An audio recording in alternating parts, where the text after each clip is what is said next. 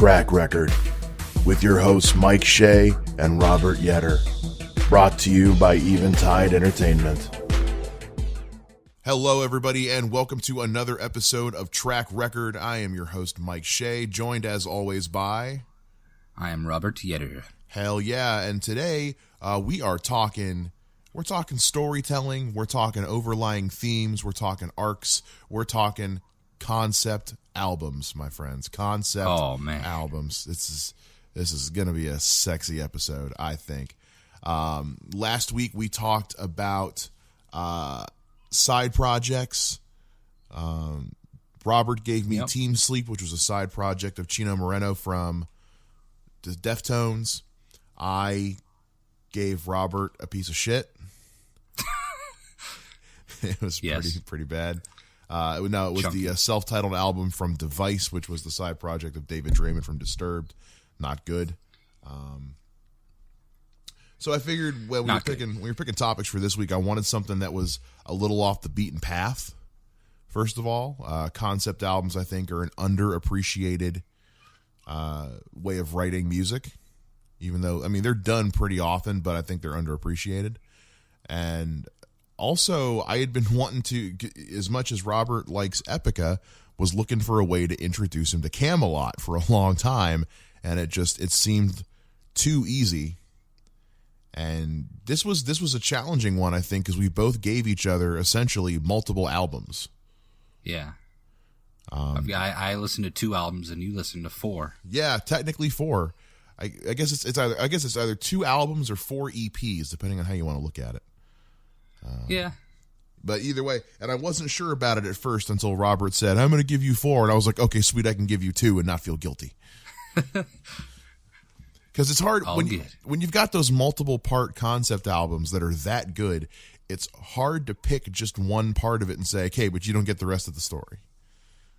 Yeah, you gotta, I mean, when I essentially had thought of giving you that Thrice stuff, I was like, maybe I should give him like one of the volumes, which would have been 2 of them, but it's like, no, you need the full glory of it. I agree. And see, it would have been the same with like if we had given someone had given us like Coheed. Like, how do you listen to just one Coheed album out of the overlying arc that is every album they've ever fucking released? So this I thought this would be a fun one to do. So it will be fun. That's what we're doing today. Let's start this thing off right though. Robert, what are you drinking today, man? I'm drinking just a big old tall glass of orange juice, my friend. That's it? Still not feeling good, or? No, I got really drunk last night. Don't feel like doing it again. I was painfully sober last night. I was shooting videos and photos and had a 45-minute drive, so I behaved. But so tonight it's a bourbon and Coke with a splash of grenadine. Ah, beautiful. Mm-hmm. You know what I have been doing was, you remember a few episodes back when I bought that cherry liqueur? Yeah. I've just been, I'm a huge fan of the cherry stuff, and I love those cherry kickstarts. And so what I've been doing, I bought just like a big ass pack of like 10 Monsters, the white kind, and I just mixed that cherry shit in there, and it tastes like black cherry energy beverage, and those are dangerous. I drank like 3 of those yesterday, plus like however many tequila shots, and yeah. So, it was one of those things where you wake up in the middle of the night and your mouth just like will not be undry no matter how much water you put into it. Oh, yeah. Hate that shit. Yeah. Anyway, so just orange juice today. All right. It's a simple day. It's a simple day, folks. And you, of course, we encourage you to drink along with us because as we've established, there is now a Track Record drinking game. Yeah. Whenever we'll post some official rules or something one day. But if you want something for today, just some good defaults. If we make a Gary Busey joke, take a drink, take a shot. If we use the word generic, take a shot. All right, if Mike burps. If I burp, take a shot. And if Robert says the word jizz, take a shot. Yeah. I think those are good starting rules. I think there's a good chance by the end of the show we'll all be dead. So I think so. All right, so let's get into this shit, man. I can't. I've been waiting all week. I've been wanting to. I've been listening to the music you gave me, but I've been really wanting to hear what you have to say. This is your first exposure to Kamelot, Yes. who, along with Nightwish, I feel like kind of built the base for symphonic metal and power metal to go mainstream. My opinion, of course. We'll see what you think. And what I gave Robert was the 2-part concept album of the story of Faust by, can you pronounce the dude's name? I can't. Goethe. Goethe, thank you. I'm German and I can't pronounce the name. Goethe. The story of Faust, which is told over the course of 2 albums, Epica and The Black Halo. I won't say any more. Robert, take it away, man. All right, man. So the first part was Epica, and it came out in 2003. The Black Halo came out in 2005. And I thought it was really interesting because between the 2 albums, they sound a lot different as far as the production goes, in my opinion. In those couple of years, it really kind of made a jump in production. But that being said, I like the earlier one better. I just the Epica versus the Black Halo just sounded more thematic. I'm not sure how to put it. A little more uniform. Yeah, they stuck to the themes very well on that one. But both were, in my opinion, just fantastic. So that's just a little starting opinion. But so these albums chronicle the story of Faust, written by Goethe, and the story of Faust is really it's very heavy. It deals with heaven, hell, the soul, damnation, death, family. You've got a lot of kind of dark themes throughout the story. So there's a lot to pull from it in all its dark Gothic glory. And so it's really no wonder that it took 2 albums to fully develop this story through music. First, I want to mention the lyricism, the lyricism in these 2 albums. Now, in an earlier episode, I reviewed a concept album by Judas Priest called Nostradamus, however you want to say it. If anyone recalls that episode, you will remember that I had an aversion to the lyricism in that one, and that was the best lyricism episode. I remember now. Yeah. I really thought that the lyricism in that album was very repetitive, lacking in creativity, and a lot of that came with the lack of depth in the subject matter. I mean, how that was a double LP. How much can you really draw from Nostradamus? Again, that should not have been a double LP, and the creativity was just spread too thin. But for these 2 Kamelot albums, I have pretty much the exact opposite opinion. I think the lyricism is masterful. Just poetic masterpieces, man. Really, it is. It's beautiful. There were just so many places to explore, and I loved every word of it.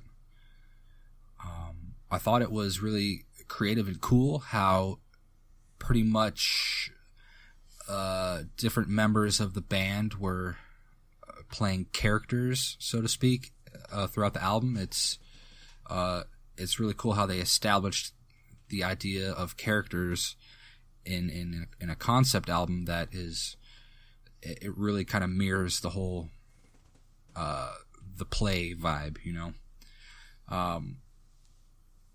and I think that it gave the lyricism more power. You understand it more if you understand what character is speaking at that point in time. It's really a creative way to do that. I haven't seen a concept album actually do that before. Let's see. Roy Khan. That dude has just a lovely, lovely voice. It really, and I mentioned this before too in talking about Judas Priest, how that theatrical type of singing is not really something that I normally go for. But I loved Rob Halford's voice, and I love it still. And now I'm a huge fan of Roy Khan's voice. I think there's quite a number of similarities there. But I think what Roy Khan does the best, he develops and he delivers melody so well.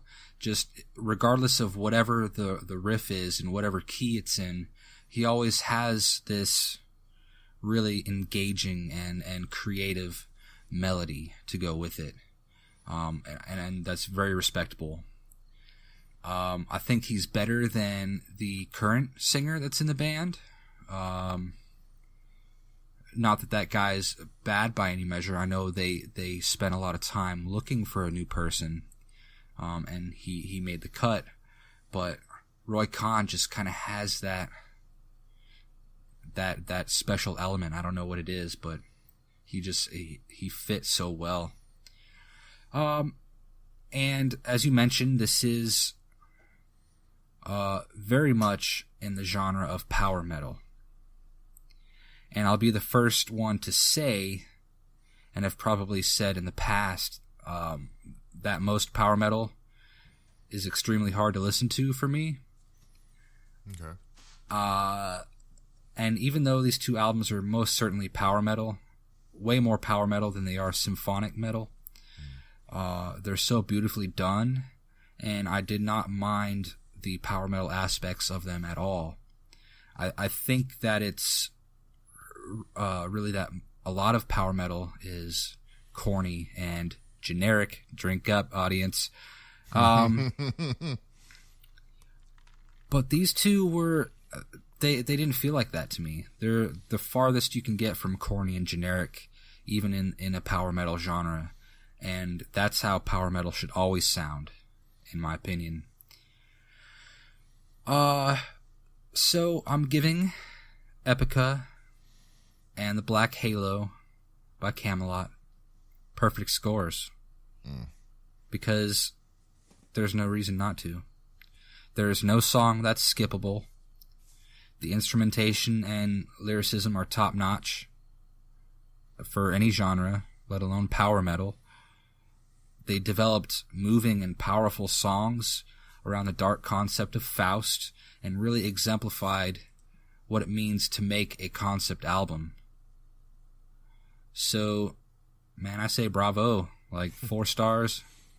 I'm going to be listening to these albums many more times in the future. And I hope that everyone else will experience them as well. They are just fantastic music. It's beautiful. That's the word for it. It's beautiful. And so there you go, man. Oh man, you're making my nipples hard. Could they cut diamonds? Oh, buddy, yeah, it can cut Minecraft diamonds. Man, I'm so glad you liked it. Kamelot is a band that like if I get told I got to go on a desert island, can only listen to like one band forever, it would have to be Kamelot. I mean, what album would you take? Oh shit! If I only had to pick one album, yeah, from Kamelot. Would I be allowed to take Epica and the Black Halo together, or would I have to pick just one? Yeah, no, you could take them together. I mean, Epica and the Black Halo. I mean, I don't want to say they peaked with these two, because nothing they've done since then has been bad. But I mean, this is definitely like, you know, they've come close to hitting this, but I don't think they've quite surpassed this yet. Right. I've seen them twice now. I never got to see them with Roy. I've seen them twice with Tommy, the new guy, and I think he does a fine job. I really like him a lot. Kamelot's is one of those bands I'm extremely knowledgeable of. I've often toyed with the idea of doing like a 101 type show for YouTube. I still might do it, and doing like basically like, you know, the lessons of like this band, the history of such and such band, and Kamelot is one I'd want to do. Out of curiosity, do you have a favorite song from either of these, or from each? I didn't, you know, I was going through, I didn't pick a favorite song. I just, you know, I when I was listening to them, I just let it go, you know, and right. I just took it all in. So I can't pick a favorite. I can't. I mean, it is hard. I mean, I go back and forth on favorite Kamelot songs all the time. I think Kamelot, when you get right down to it, is kind of because you were talking about how what this does that other power metal bands are generic. Take a drink. You know, and I like power metal, but you're right. I mean, a lot of it is just, you know, swords and dragons and fighting and combat and, you know, fight for the king and things like that. And these guys, I think Kamelot's music is kind of a masterclass in power metal. Yeah, exactly. Yeah. I think what Thomas Youngblood does as kind of, you know, Thomas Youngblood's the guitarist, but he's also the founding member of the band. Kamelot is his brainchild at the end of the day, and what he's done with this band over a massive career is just something to behold. Roy Khan, I miss dearly. I will say this, if you're looking for some supplemental materials, kids, after the Black Halo was released, they put out a live DVD called One Cold Winter's Night. That is, and it also has an album version as well. It is probably the best live DVD I've ever seen. Because they go all out with you talked about like the theatrics and turning the album itself almost into like a show on its own. And they do that with the live show as well. Bringing out Simone Simmons, Mari Youngblood, to do performances on stage with them. Right. Because if in case you haven't figured it out yet, the band Epica gets their name from the album Epica. They were under a different name, heard the album Epica, and we're like, yo, we're changing our name, y'all. And at the time, Simone Simmons had a keyboardist playing with her band, who helped start off the band, by the name of Oliver Palatai, who is not a member of Kamelot at this time when this album is released. When they did the One Cold Winter's Night DVD, they brought him on stage because they would take like touring keyboardists with them, because usually Roy would do their keyboards on the albums. Mm-hmm. And they brought Oliver on tour with them, and he played the One Cold Winter's Night show and did such a good job. They were like, hey, you want a job? There he's now in the band, married to Simone Simmons. They have a kid, you know. But anyway, Jealousy, huh? Right, yeah. I mean, well, I mean, if you think about it, she is living the ultimate fangirl dream. She started a band, named it after her favorite band's album, you know, met their keyboardist, married him, and had his kid. I mean, that is the ultimate fangirl fantasy right there. But she's also the best female singer in the history of forever. God damn fucking right she is. I love the duet she does with Roy on The Haunting. I think it's a beautiful song. I think they could have brought her to the foreground a little bit more in that song. And I've noticed that when they do it live, they do that she's more pronounced in the live performance. Yeah. At the time when they recorded this, Epica had put out one album and weren't exactly well known yet. Mm-hmm. Which I will say, Kamelot is a band that's well known for taking vocalists and giving them careers. If you look at bands like Amaranth, Elise Reed wouldn't have a career if it wasn't for the fact she started off as a background vocalist for Kamelot. Mm-hmm. But everybody loves March of Mephisto. March of Mephisto's the one. That's their Enter Sandman. They've closed every concert they've ever played with March of Mephisto since the album came out, and I don't have a problem with that. I actually think the song is 10 times better live than it is on the album. And I like it on the album, but they really just kind of go all out with just kind of the heaviness of it. They always tour with heavy bands. And so whenever they have the heavier bands opening, they usually bring out their vocalist to come do the scream sections on March of Mephisto, which is fun. Right. Again, just a band that's really great with camaraderie and teamwork and playing well with others. And I think that these two albums really show that, because bringing in Mara Youngblood, who's Thomas's wife, and the amazing job she does as the voice of Helena on both albums. Right. Shagroth from Dimmu Borgir, the way he plays Mephisto on the Black Halo. Just everything is... This album is a masterclass in concept albums. Kamelot is a masterclass in power metal. And you know what? Be on the lookout 2018. I'm gonna give that YouTube channel a shot. Let's see what, or that YouTube show a shot. Let's see what the fuck happens. But if you haven't checked out Kamelot at any point in your life, all I can say is don't go all the way back to the beginning, because the first two albums with their original vocalist are garbage. But if you start at Siege Perilous and just work your way forward, there hasn't been a bad album since. There you go. I think where the first two suffered was just the vocalist wasn't great and his lyricism wasn't great. They found something special with Roy. I completely understand why Roy left. He had good, legitimate reasons for leaving. And I miss him, but they found a great vocalist in Tommy.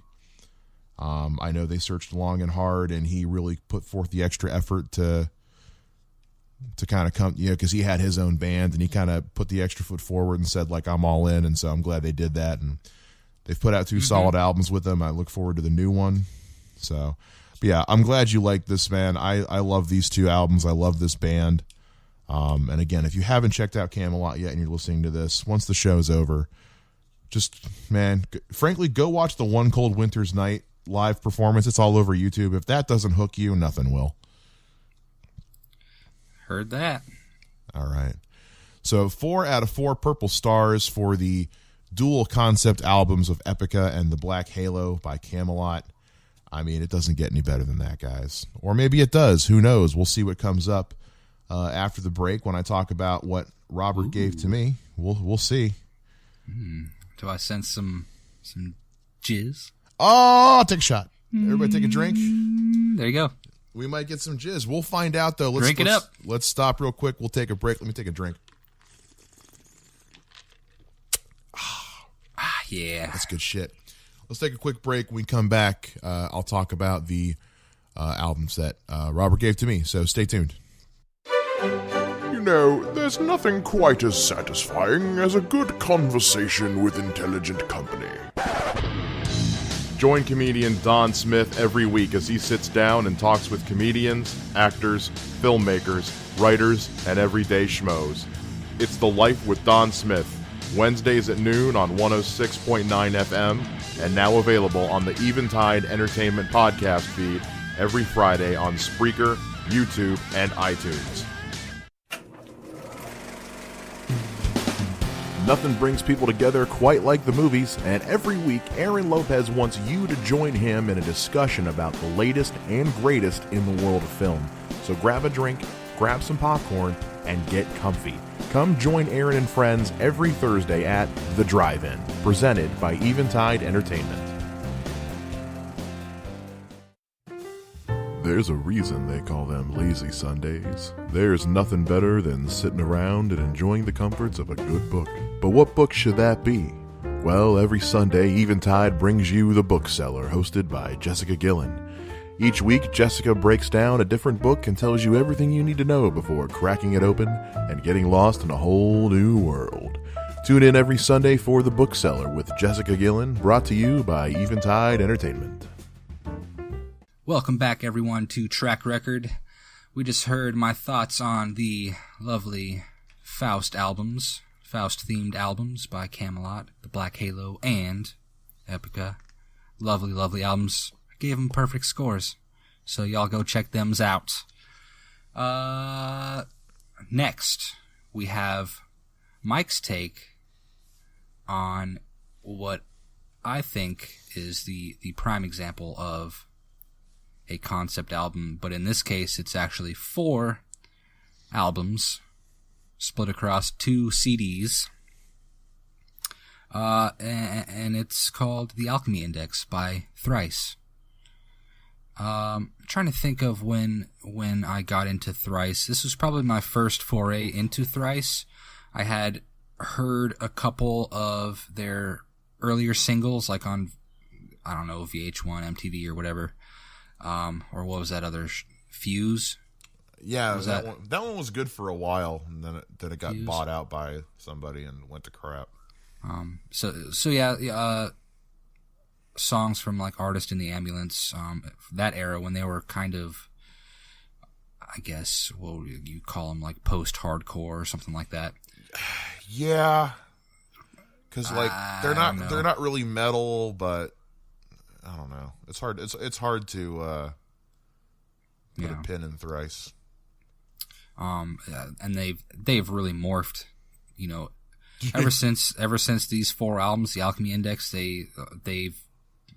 their style has kind of transformed for the better, I think. I think that their singer is really super talented. He's got a very unique voice, and I love the way he sings. So anywho, you've got the Alchemy Index by Thrice. Yeah, man. Let's see what you thought, man. So, Thrice is a band that's hard to place in terms of genre. Here it comes. Here we go. Take a drink. Oh, buddy. Getting them drunk tonight. Yeah, because today in the morning. Whatever it is. It's you not, guys are actually drinking along with us at 9 a.m., then hell yeah, you guys are awesome. I want to party with you. It's hard to place Thrice is what this really comes down to. I first got into Thrice. Man. I mean, it was high school for me, really. Late high school. I think the first song I heard by them was "Stare at the Sun." Yeah. On the radio. That's the first one I can really remember hearing. It's hard to say. Maybe it was their cover of Eleanor Rigby. I don't know, but yeah, Thrice is a band that I've been into for a long time. They're not like on my top 10 list, but it's one of those bands when like it comes on, like if I have my phone on shuffle, oh cool, Thrice is on, so I'll get into it. But they weren't a band that like I had ever really like delved into their full discography, especially around the time that the Alchemy Index came out. They were a band I was aware of, but not really like into. Yeah. So the Alchemy Index follows a strange format in that it's two quote unquote albums, but each album is 2 discs. It's basically 4 EPs. Album 1 is called the Alchemy Index Volumes 1 and 2, Fire and Water. And the second album is Alchemy Index Volumes 3 and 4, fucking Air and Earth. I blanked for a second. I was about to say love. The Fifth Element. Shit, I want to listen to this while I'm watching The Fifth Element now. Sorry, I digress. So, album 1, volume 1 is Fire. Album 1, volume 2 is Water. Album 2, volume 1 is Air. Album 2, volume 2 is Earth. I fucked that up. I don't care. This was a multi-part concept album. Each individual volume, all the songs were meant to represent one of the 4 classical elements.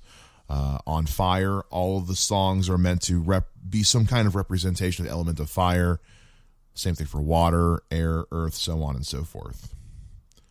I was surprised to find that volumes 1 and 2, the first album, wasn't super well received. It had some positive reception, but not stellar. It averaged, I think, like a 6.5, 7 out of 10.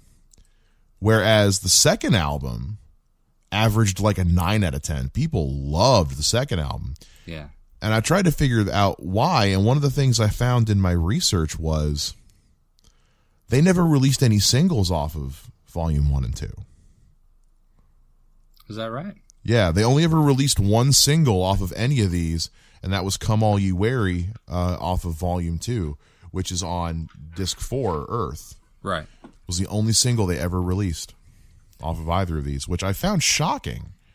Mm-hmm. So, yeah, long story short, I loved every minute of this. As I said at the beginning of the show, I'm a huge fan of concept albums because I love good storytelling. And this is one of those rare instances where the concept album itself was not so much telling a story as it was following an overlying theme. Mm-hmm. And the level of creativity that goes into saying, I'm going to write 6 songs that are all meant to represent the element of fire, in and of itself just sounds weird. If I was in a band and my singer-songwriter, vocalist came up and said, hey, I have all these lyrics and they're all songs about fire, I'd look at him and say, the fuck are you on? Yeah. But I ate every minute of this up. Unlike most concept albums, there's not really much of a lull between songs. Like I said, it's 6 tracks per volume. So mm-hmm. there's no transitions, there's no interludes. It's just song. It's the songs are back to back for the most part. I guess you can consider this almost a seamless recording. Some of the stuff separated, but for the most part, it's pretty much flows one into the next. And whereas, I took this slight issue with the Team Sleep album last week, where everything was so seamless that I just kind of got lost in it and didn't really know where I was. Right. With this one, everything had kind of that nice balanced flow. I knew when I was moving into another song, but it wasn't jarring. It wasn't like, and we're done, and new song. That drives me nuts on albums. I teach essay writing as in one of my jobs, and one of the things I always teach my kids is transition from topic to topic. Don't just stop talking about something and start something brand new. Transition. And so they were able to transition from one to the next pretty well without having to stop and just do a whole interlude instrumental, which are fun if they're done right, but if they're abused, they can get off-putting. Mm-hmm. So the albums were produced by Thrice. Thrice did all the production, which is fantastic. Even though they had been with Vagrant for a while, the fact that Vagrant was willing to let them do that, because this was their first release on Vagrant Records. Right. They had been with someone else. They've been with a lot of people. They were with Green Flag. They were with Island for a while. There was another one. I was going to say Island. I think Sub-City was one of them, but then they've been with Vagrant ever since. And man, Vagrant brought them in and basically said, all right, y'all, do what you do best. A lot of times when bands change labels, you can hear a change in the music because the label has a different idea of the direction they want the band to go. And I hate when labels do that. Mm-hmm. This was a great example of a new label saying, all right, y'all are, 4 albums in, you know what you're doing. We brought you on because we like what you do. Go to town. Mm-hmm. And this was such a great creative endeavor. I really enjoyed the Frodis cover on Earth of The Earth Isn't Humming. Mm-hmm. For them to find, for me, it was like, okay, you didn't write this one, but you were able to go out and find another song someone had written that fit the theme and make it your own. That is fucking cool. Hell yeah. So I enjoyed that a lot. I think I had a favorite from each volume. Okay. My favorite from Fire was Burn the Fleet. Okay. My favorite from Water was Lost Continent.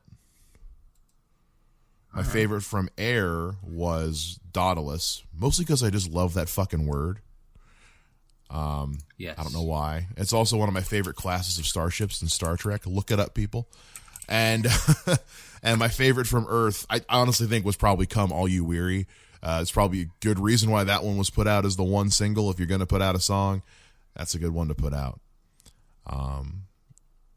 This was so much fun to listen to.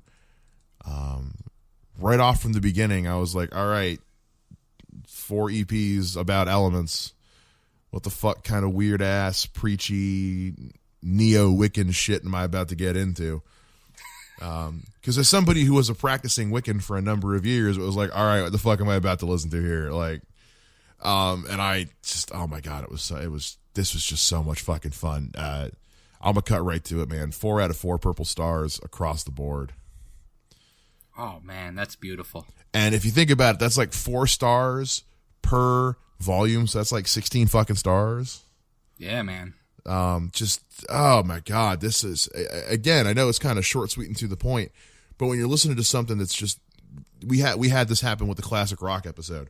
Like, when you're listening to something this well made, what the fuck can you say about it other than this is the shit? Mm-hmm. This was so much fun to listen to. I know when they put out these albums, they were on tour with Rise Against, and I'm not the biggest Rise Against fan, but man, to see them, I hope they still play some of this shit live. I really do. It would be a waste to not. That would be a waste.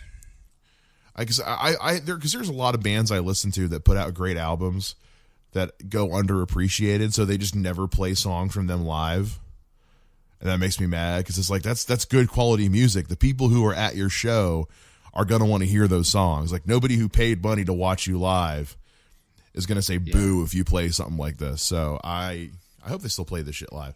I'd love to see Thrice play. I really would. Oh man, I would jizz. Yeah, I'll take a shot. Because they put out an album last year. Yeah, pretty good. I haven't checked it out yet. I need to get caught up. I'm a little behind with some of my bands, but there's the. Now I know that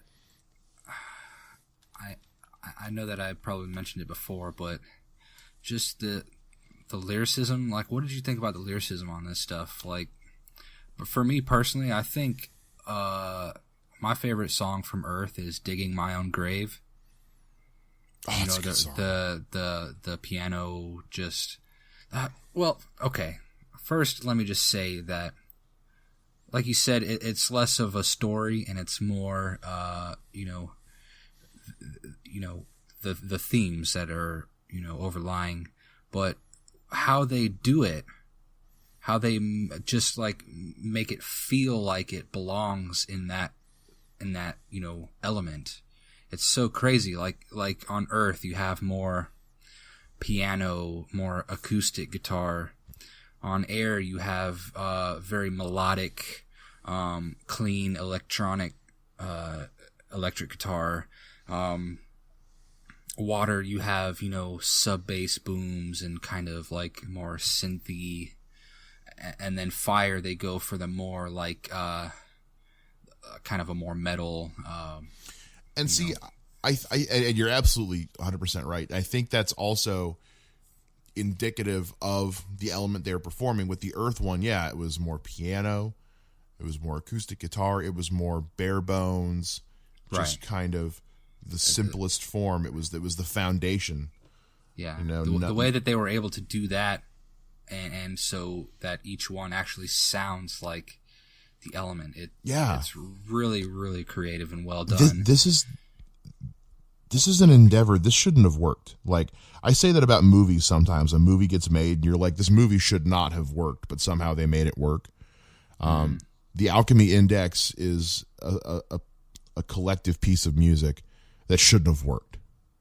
This should not have been possible. I haven't heard anything else like this ever in my life. And again, I'm somebody who loves concept albums. I think they're the most underrated form of music there is. And I've never heard anything like this. If you want to explore a little bit more Thrice, the album that came out a little bit after these was called Vahaisu. Little fun fact about the album cover of Vahaisu was designed by author Dave Eggers, if anyone's familiar with him. Really? Yeah, he wrote The Circle, which was a movie that came out, I guess it was last year, maybe. The Circle. Wait, the fucking... With Tom Hanks. The Tom Hanks Hermione movie? Yeah. Really? Yeah, he wrote that book. I got into Dave Eggers when he wrote his memoir called A Heartbreaking Work of Staggering Genius. Really a very well done book. And so that was his first one. But yeah, he designed the album cover for that Thrice album. But it's like, that one's like a full hour of air. Really, really cool. Yeah, I'm looking at their discography right now. That's the one that came out right before Alchemy Index. It was the last one they did on Island. It was right before Alchemy Index? Yeah, it came out in 2005. Oh. Alchemy Index came out in 2007. Beggars is the one that came out after Alchemy Index. That's right. Beggars, I wasn't a big fan of that one. Yeah, Beggars was all right. Beggars I heard because I was when I was first working in radio, and it was all right. Yeah. Nothing special. So if you go from Vahaisu to the Alchemy Index, you can definitely see that their process for making music, they just switched it up and they had a different creative process, and it worked out. It definitely fucking worked out. Same thing with, like I said, with Epica and Black Halo for Kamelot. Like, I can't recommend the Alchemy Index enough if you're looking for good creative songwriting, and I think that really is the word that defines these albums is creative. The level of creativity to say, I want to write 4 EPs or 4 albums, everyone will look at it. Each album is representative of a different element, and the songwriting style is going to be reflective of that element as well. That is a stroke of genius or insanity, fine line between the two. That just, and again, for where we've said this on other episodes before, for where the world was musically in 2007. Yeah, seriously. Which I think may have been part of the reason why volumes 1 and 2 didn't do so well. But if you look at what was running the show in 2007, for someone to sit back, especially someone like Thrice, who had been around for a while, to sit back and go, we're going to do something this far off the beaten path, I think speaks a lot to them as musicians, because Thrice is not a name that you hear come up all that often in the mainstream rock and metal scene. It's just not. No, you would undervalued. Think they're very undervalued. They're a band that I know has toured several times with Coheed, and that is a show that I would kill to be at. Thrice Slaughter and Coheed, 1,000 man. perfect dreams to see that shit. I will club 1,000 baby seals to go see Thrice and Coheed and Cambria play together. Mm-hmm. Just saying. Baby seal blood. It's a drink I invented in college. Just saying. It's delicious. Yummy. It's delicious, and it will ruin your evening in the nutritious, most wonderful way possible. So yeah, Jesus, I could suck this album's dick all day long. It's so good. It's such great music. And there was a 10-part YouTube miniseries made about the creation of the album that I have not been able to find. No, it's not on YouTube anymore? I think they took it down. Unless I'm looking in the wrong places, but I need to find it and I need to see it. I want to see the process that went into making this one. I mean, just like that would be cool to see, because they even, like, reading here, like the spaces that they used to record in, like for Earth, they used a place with wood floors and just to get a different reverb on shit. Like, It's genius, man. Genius. Oh shit! I just found it. Oh tits. And on the Wikipedia page, for parts 3 and 4. Yeah. It mentions it. And you see where it says 10-part YouTube miniseries, and it's a URL. Oh yeah. Yeah, boy. Some dude named David saved them all into a playlist and has them on YouTube for everyone to see. David, you saucy minx. David, oh buddy, I will give you so many reach arounds. That's rim job level yeah. right there. That's just you are getting all of the love. Damn, he's my fucking hero. Just oh my god, I'm gonna watch that tonight. See, and I was trying to find it before the show because I wanted to watch it and be able to talk about it, but oh well. Yeah. It's all good. Man, this was so good. Cool. This is one of the ones I talked about before. I have this app on my phone called Tidal that comes through Boost Mobile that I use to listen to the music because it's like Apple Music but not Apple. And so I listened to it on this and I liked it so much I fucking downloaded it. There you go. That's the true test. Like, am I willing to spend money on it? And I spent some fucking money on this. It was so worth it. So yeah, 4 out of 4 stars across the board for the Alchemy Index, volumes 1 through 4 by Thrice. Very good. Man, this was That's a good show. Episode right there. This is a good day. This is lots of good music. Like not just good music. Like fucking, you know, we were talking before the show. Like fucking 90s No Doubt is good music, but yes. But this is like just today's music was just something else, man. It was very enjoyable. I will recommend one other thing. Going back to Kamelot briefly, the album before Epica called Karma, I highly recommend you listen to because the last 3 tracks of Karma are a 3-part suite about Elizabeth Bathory. Really? Yeah, and it is. That's an interesting. Yeah, it's a weird fucking weird subject matter, but it's some beautiful shit. And I'm gonna go get fucking Visu and listen to that and go back into Alchemy Index again and check that out like you were talking about, man. Yeah, man, check that shit out. Well, fuck yeah, Mike. Speaking of the '90s, we've got something in store for our lovely audience next time. We're going to be talking about what we think the epitome of a '90s album is. Now, we debated this a little bit earlier this evening about are we talking about like something that defines the era or something that we just thought, you know, was our favorite and that was released in the 90s, and we chose the former. Yeah. Something that is truly the epitome of the 90s, something that defined the 90s. Like if somebody were to say, "Hey, what was music like in the 90s?" You'd play this for them. Yeah. Now, this is a really, really tough category because there's so many, you know, a lot of stuff. There's a long era, and you know, there was a lot of music went through a huge transformation during this time. But not to mention all the different genres that you could pick from. I mean, well, because like any genre. Iron Maiden put out like 3 or 4 albums in the 90s. Yeah, like Typo Negative released almost their entire discography in the 90s. It was a period of 10 years where a lot of music was getting made. Yeah, a lot of that's because the 90s was kind of the peak of assembly line music, as I like to call it, where labels were just manufacturing musicians and artists and cranking out as many songs and albums as they could. Yeah. Well, I mean, boy bands, girl bands. Boy bands and girl bands took over. Britney Spears came into the limelight.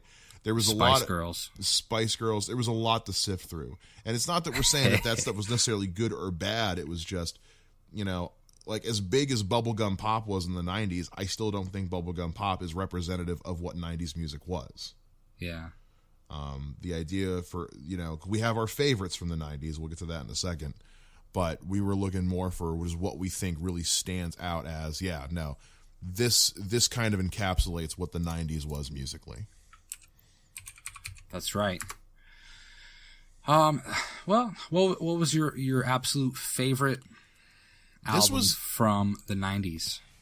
my absolute Not favorite your from the epitome. 90s. Yeah. But what was just your favorite album from the 90s? This one's gonna make some heads shake, and it's gonna make people a little confused. But it was Mark Anthony's self-titled album. What the fuck are you talking about, Mike? Mark Anthony, who's a Latin pop singer, put out a self-titled English language album in the 90s. And Jesus Christ, it's a good album. It's got a lot of good Latin pop dance numbers, but man, it's got some songs that'll rip your fucking heart out. I hear you. It was just a really good album. That was making just me fun. think of Enrique Iglesias now. No. Enrique Iglesias was the Latino Britney Spears. Okay. That was some good shit too. No, Mark Anthony was like a true, strong salsa influence in all the music he did. Old school vibes. An amazing voice. I mean, yes, was he one of Jennifer Lopez's many husbands? Eventually, yeah. But there was a movie that came out, sometime in the last Jennifer 10 Lopez.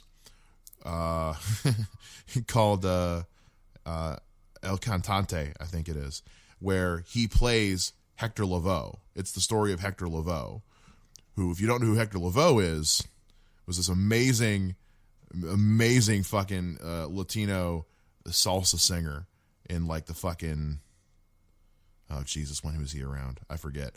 But Mark Anthony plays Hector Lavoe.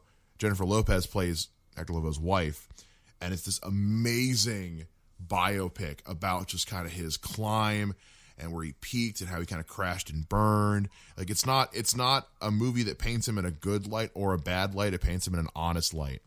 And having watched it, I'm like, I don't know who the fuck else you would have cast to play Hector. Mark Anthony did such a good job. So that was my favorite. That's an album from the 90s that it was my mom's. When I heard the song on the radio, Mom had the CD, and I pretty much stole the CD from her. I don't think she ever saw that CD again. I fucking took it and just kept it. That is an interesting choice there. What do you got, man? Mine's kind of between two. I think that I discount this one that I'm about to mention, which is 9 Inch Nails, the Fragile. Okay. And that came out late 99, so that was kind of, I don't know. Yeah. I mean, it's I still choose 90s. that one over Downward Spiral.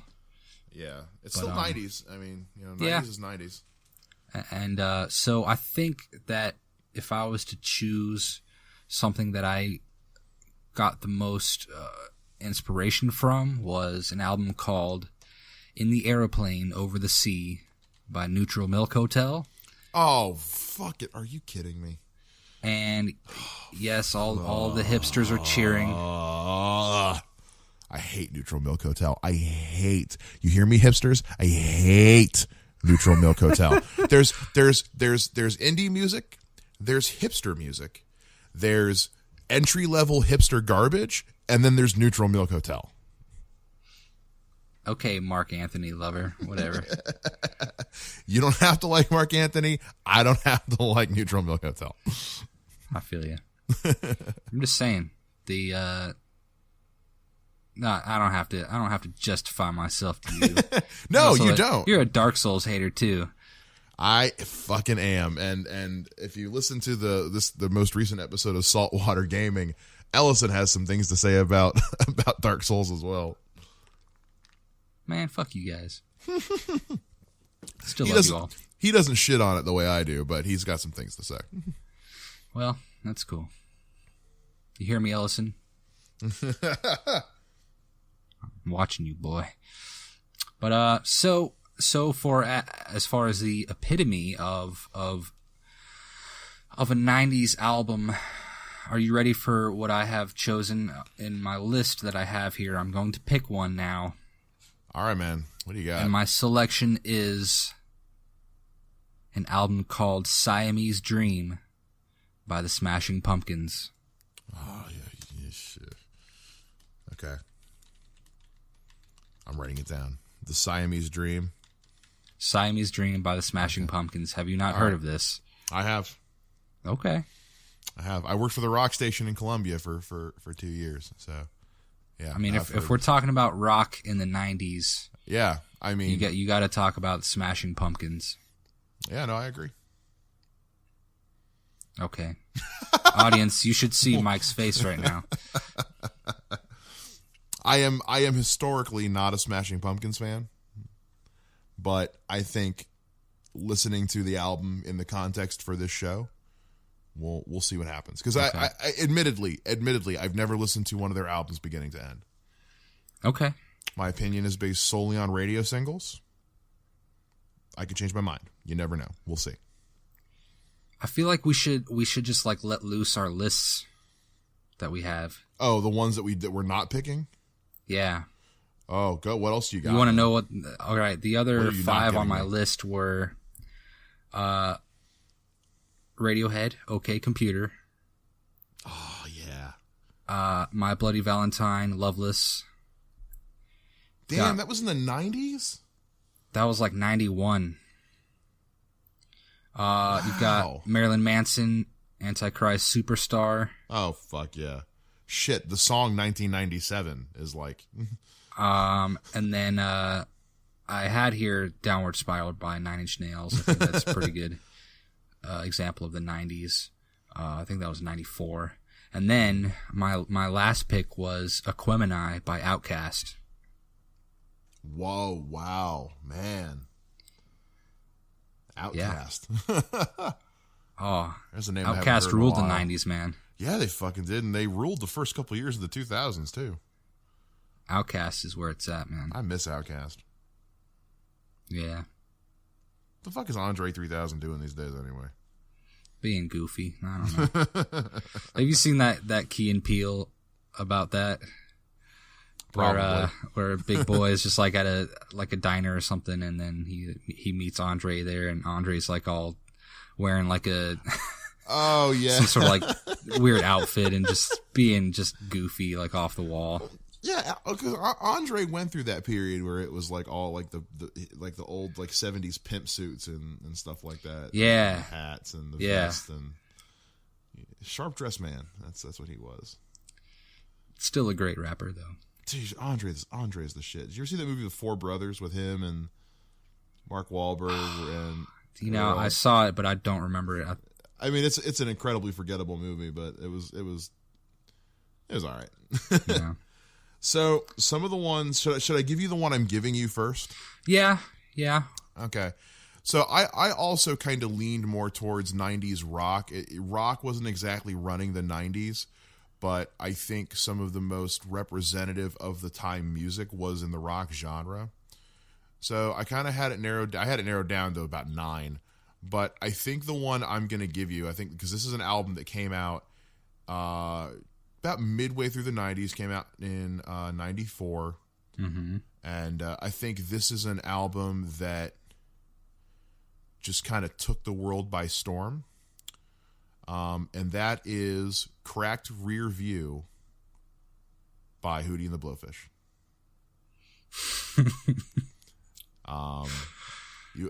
Hootie's a band that's put out a lot of singles that are well known. Most of them are from this album. This album put out 5 singles, and all 5 of those singles pretty much ran the fucking 90s for a long time. Okay. And they're a band who they performed like on David Letterman's like last show or something, like when he was retiring. And like, you know, they played one of these songs, and you know, fucking 15 years later, people are still like, fuck yeah, singing along. And Okay. is next week going to be a weird show? Next week's going to be a weird fucking show, I think. So some of the ones I also tossed around were Human Clay by Creed. Jesus Christ. Yourself or Someone Like You by Matchbox 20. Jesus Christ. Third Eye Blind self-titled album. Oh my God. Shut the fuck up. The Offspring Americana. Gag me. Mark Cohn's self-titled album. That's the one that's got Walking in Memphis on it. No idea what that is. Really? That's a good song. And then I almost, just to see how you would react, I almost gave you Savage Garden.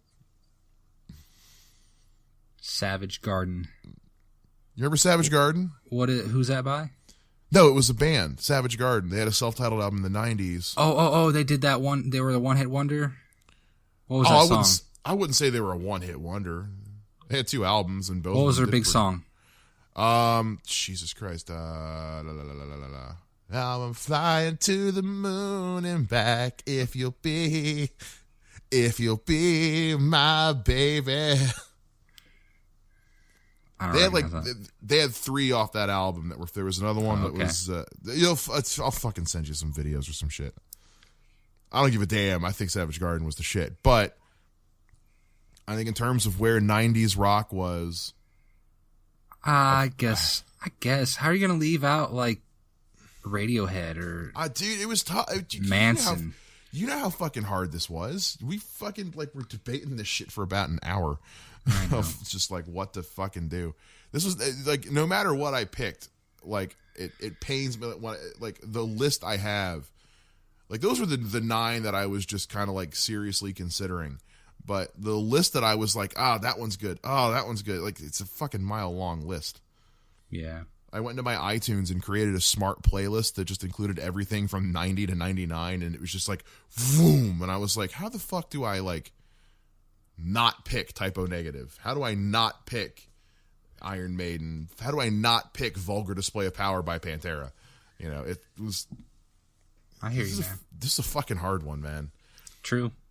Also, Cracked Rear Window is an album I'm immensely familiar with just because that's my mother's favorite band.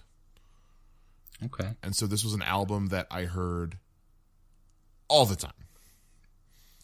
That band is famous where I went to school. Yes, it is. Actually, Darius Rucker was the commencement speaker at my old roommate's graduation from USC. There you go. Nice guy. The original USC, folks. 1801. Yeah, the only one that fucking matters. Okay, we're not talking about your damn University of South Carolina was a college before California was a state. So goddamn right. Eat a dick. Just eat a dick. You know what? Drink for that one. That's another one too. Drink for eat a dick. I say that at work a lot. So forceful. I say that at work a lot. No, there was at one point I was driving to work. This was years ago, and some guy cut me off, and I was like, "Eat a dick," and my roommate was like, "Yeah, a whole bag of dicks." Whole bag of dicks. So we went to Spencer's because we had that. You know who that joke was written by? Who? Louis C.K. Oh, that's unfortunate. But I'm just gonna leave that there. We went to Spencer's, and they have the gift bags. And Spencer's used to be a really cool like prank store. Now it's a fucking sex shop. Where you get little vibrators for your fingertips. But they had a gift Just bag. use your tongue, folks. Right. It's not that hard, y'all. Just pretend you're eating chicken wings. Seriously, ladies, watch a fat guy eat chicken wings. Your world will be forever changed. Like we know how to eat chicken wings. We get the fingertips and the tongue involved. Like, we pick those bones clean. Like, we don't leave any inch untouched. So, if your dude isn't taking care, if your dude's not taking care of you, I'm saying, fat guys, we do it the best. That's hilarious. But we found a gift bag at Spencer's that was covered in pictures of dicks. My roommate was like, "Dude, look, I found the bag of dicks." That's right. I almost wanted to buy it just so I could like. If a dude like fuck with me in traffic, I could throw the bag out and be like, "Eat a bag of dicks." Drive away. Do you eat them individually or like as a whole? With chopsticks. Okay. It's like eating sushi. I hear you. You pick out the chodes, set the chodes aside, and eat the skinnier ones first. Slurp those up like lo mein, man. We're talking about eating dicks, pussy, and chicken wings in like the last minute. I mean, well, after last week's episode, you know that we toned down the dirty a little bit.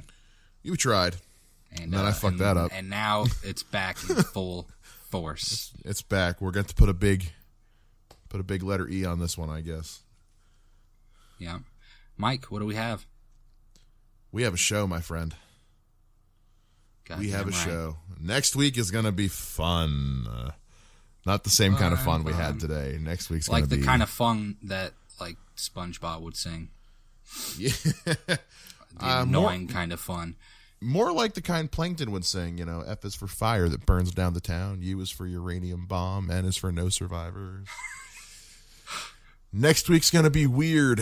Real quick before we go, guys, make sure you stick around till the end of the year because the last show we do for December is going to be our top albums of 2017 list. Yes. It's going to be a little bit of a different show. Instead of throwing albums at each other, what we're going to do is we're going to compile what we think is a list of the top 10 albums put out in 2017. And we will be recommending that to you guys to go check out. We're going to work together.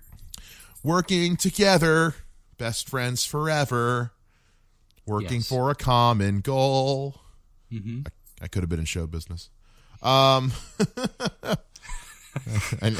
could have, should have, would have.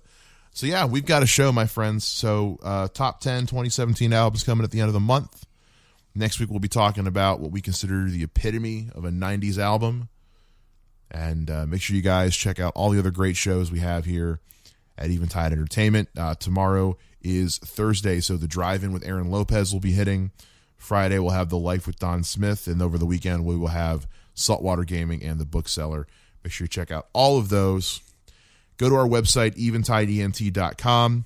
We had a big announcement this month with several new musical acts and projects that are going to be going on with Eventide. This Saturday at the Oregon Express in Dayton, Ohio, one of our bands, Choke Hazard, will be playing a show. Make sure you come down and check that out. Doors are at 8. Show starts at 9. Data Drain, Robert's new project with his wife, DJ Chan, Inari. What are we calling it now? Her new name is Inari. Inari. Data Drain, awesome new musical endeavor between those two. Yes, that's dropping. We'll have an EP soon. I think we're gonna throw a single at the folks next week. Fuck yeah, lots of good stuff coming, guys. So go to our website, eventideent.com. Take a drink. Get all the info there. If you like our Facebook page, make sure you turn on notifications so you can find out about stuff as soon as it fucking happens. I have rambled long enough, Robert. Why don't you take us out for the day, man? All right, friends. See you next time. We love you all. Thank you for listening. Goodbye. Peace.